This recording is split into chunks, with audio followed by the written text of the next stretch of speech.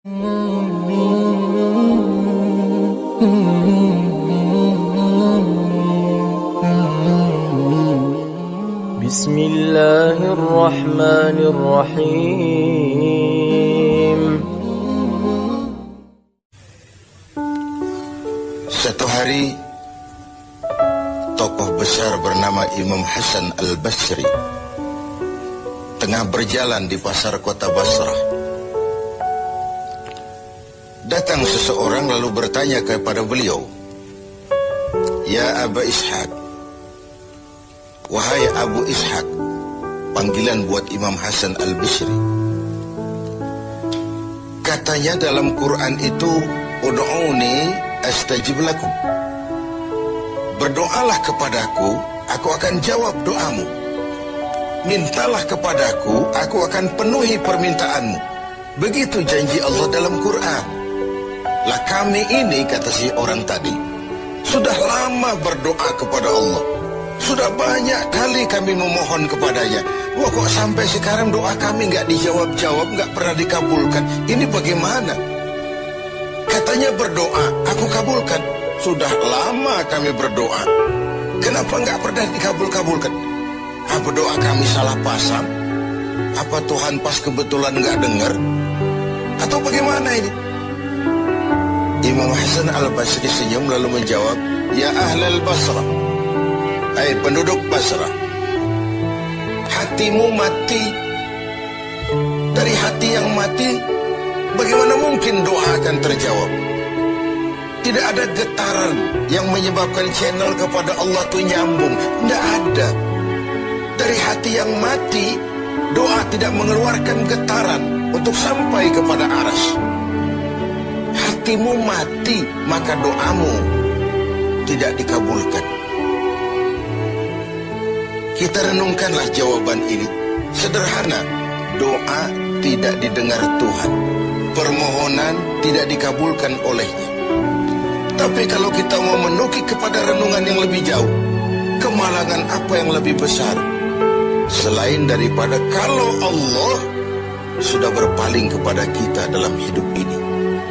Permohonan tidak didengar, doa tidak dikabulkan, Allah sudah masa bodoh dengan kita.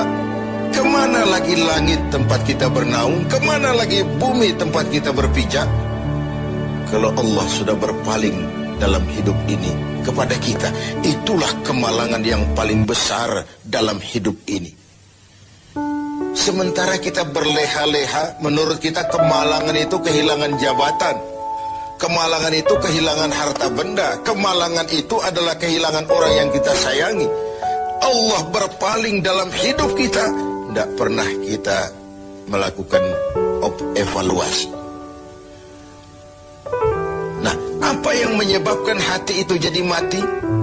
Sehingga tidak ada getaran yang nyambung ke aras, yang mengakibatkan Tuhan berpaling dari kita, doa tidak lagi didengar, permohonan tidak lagi dikabulkan. Ada beberapa hal yang menyebabkan hati jadi mati, sehingga doa tidak terangkat. Imam Hasan Al-Basri menjelaskan beberapa faktor yang menyebabkan hati menjadi mati. Tidak ada lagi getaran yang mengantarkan doa ke aras, sehingga Tuhan pun berpaling. Yang pertama, kata beliau, "Araftumullaha wa lam tu'tuhu haqqah." Kamu kenal Allah, tapi haknya untuk disembah, kewajibanmu untuk menyembah, tidak pernah kamu laksanakan. Bagaimana hati tidak jadi mati? Kenal. Siapa pencipta alam semesta? Allah. Siapa pencipta lautan, gunung, sungai? Allah. Siapa pencipta langit dan bumi? Allah. Siapa pengatur segala-galanya? Allah. Salat apa tidak? Tergantung kebutuhan. Kamu kenal Allah, tapi haknya untuk disembah, kewajibanmu untuk menyembah, tidak pernah kamu laksanakan. Bukankah simpel bahwa Fatihah saja mengajarkan iyyaka na'budu wa iyyaka nasta'in? Hanya kepadamu kami menyembah dan hanya kepadamu kami mohon pertolongan. Tertibul kalimat na'budu dulu, baru nasta'in. Kalau na'budu terlaksana, nasta'innya pasti top chair.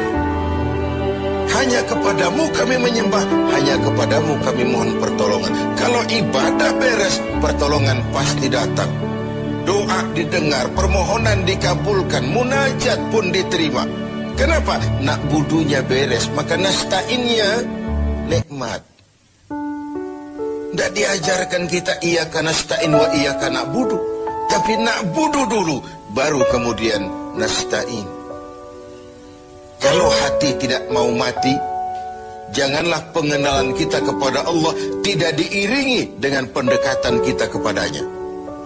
Bagaimana cara mendekat kepada Allah? Logika saja. Mau dekat dengan presiden, ikuti peraturan yang dibuat oleh protokolernya presiden. Mau dekat dengan gubernur, ikuti peraturan yang disusun oleh protokolnya gubernur. Tidak bisa mau dekat dengan gubernur bikin peraturan sendiri. Mau dekat dengan Allah bikin metode sendiri. Dengan jalan ngelamun, duduk madep ngidul, bengong 4-5 jam lalu mau dekat dengan Allah. Mau dekat dengan Allah, ikuti cara yang sudah diatur oleh Allah melalui utusan-utusannya. Bukan dengan cara membuat sesuatu sendiri.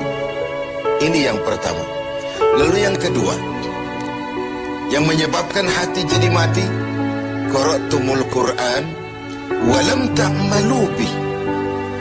Kamu baca Al-Quran, kamu dengungkan Al-Quran, kamu sanjung Al-Quran, walam ta'malu bih, tapi isinya, ajarannya tidak pernah kamu laksanakan. Isinya, ajarannya sering malah diinjak-injak.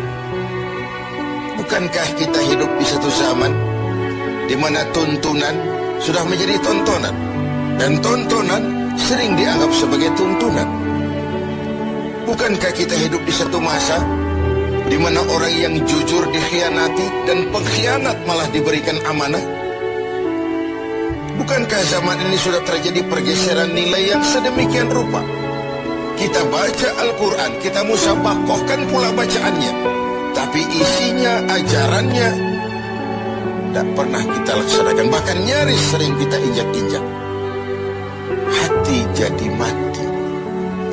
Sama dengan kalau kita dikirimi surat oleh seseorang yang sangat kita kagumi. Kita baca surat itu siang malam. Kita ceritakan kepada orang, saya dikirimi surat oleh orang yang sangat saya kagumi. Tapi perintah yang ada dalam surat itu tidak pernah kita laksanakan. Saya percaya betul yang kirim surat mesti marah. Kau baca itu penting supaya kau ngerti apa isinya, tapi setelah kau ngerti, mau ya laksanakan. Begitu Al-Quran diturunkan kepada kita, kamu baca Al-Quran, tapi isinya tidak pernah kamu amalkan. Bagaimana hati tidak akan menjadi mati karenanya? Pemirsa TV7 yang berbahagia, yang ketiga penyebab hati itu menjadi mati, akaltum ni'mata rabbikum walam tashkurulah. Kamu makan nikmat Tuhanmu, tidak pernah kamu bersyukur kepadanya. Ikan Tuhan di laut itu tiap hari diciduki, tapi Tuhannya diabaikan. Tidak pernah sesaat pun dalam hidup ini nikmat Allah pernah berhenti. Sejak kita bangun tidur sampai kita tidur kembali, bahkan tidur itu sendiri. Dari sekian nikmat yang kita tidak akan pernah sanggup menghitungnya, Tuhan cuma minta syukuri nikmat itu. Kalau kau syukuri, aku tambah. Kalau kau ingkar, azabku itu pedih. Tiap hari kau makan nikmat Tuhanmu, akaltum ni'mata rabbikum. Kau makan nikmat dari Tuhanmu, walam tashkurulah, tapi kepadanya kamu tidak pernah bersyukur. Baik syukur dalam bentuk ucapan, lebih-lebih syukur dalam bentuk perbuatan. Karena kalau syukur ucapan semua bisa. Alhamdulillah, terima kasih Tuhan, puji syukur, terima kasih Tuhan. Tapi perbuatannya sering tidak sinkron dengan ucapannya. Kalau saya diberikan harta oleh Allah, mulut saya tidak pernah berhenti. Alhamdulillah Tuhan, terima kasih dikasih harta. Tapi pelitnya 17 setan. Rasanya orang itu baru syukur perbuatan, baru syukur ucapan, belum syukur perbuatan. Karena syukur perbuatan artinya mempergunakan suatu nikmat sesuai dengan kehendak yang memberikan nikmat itu. Allah memberikan harta kepada saya. Apa yang Allah kehendaki dengan menggunakan harta itu? Bagaimana kehendak Allah tentang penggunaan harta ini? Allah memberikan jabatan kepada saya. Apa yang Allah kehendaki dengan memberikan jabatan ini kepada saya?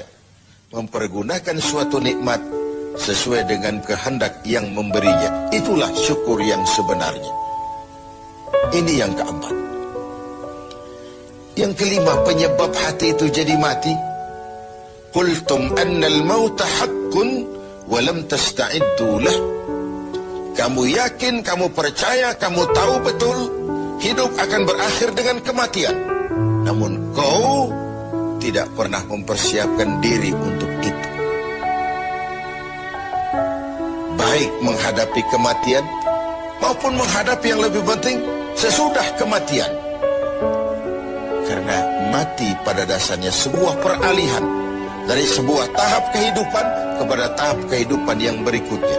Bukan akhir. Bahkan saya lebih cenderung mengatakan mati adalah istilah yang digunakan bagi orang yang sedang hidup. Sipulan mati itu kan kata yang hidup. Yang mengalami sedang pindah ke alam lain. Jadi tidak ada alasan hidup sulit bener, mending mati habis urusan. Tidak selesai sampai di situ. Tidak selesai urusannya. Hidup terus berlanjut di alam barzah, terus berlanjut di alam mahsyar. Ini satu perjalanan panjang. Seperti kita akan berangkat keluar kota yang jauh, tentu kita harus menyiapkan bekal. Semakin jauh perjalanan, semakin banyak bekal yang kita bawa. Kalau Anda akan berangkat jauh, tidak bawa bekal berangkat juga, itu kan nekat sama namanya. Sampai ke tujuan belum tentu sengsara.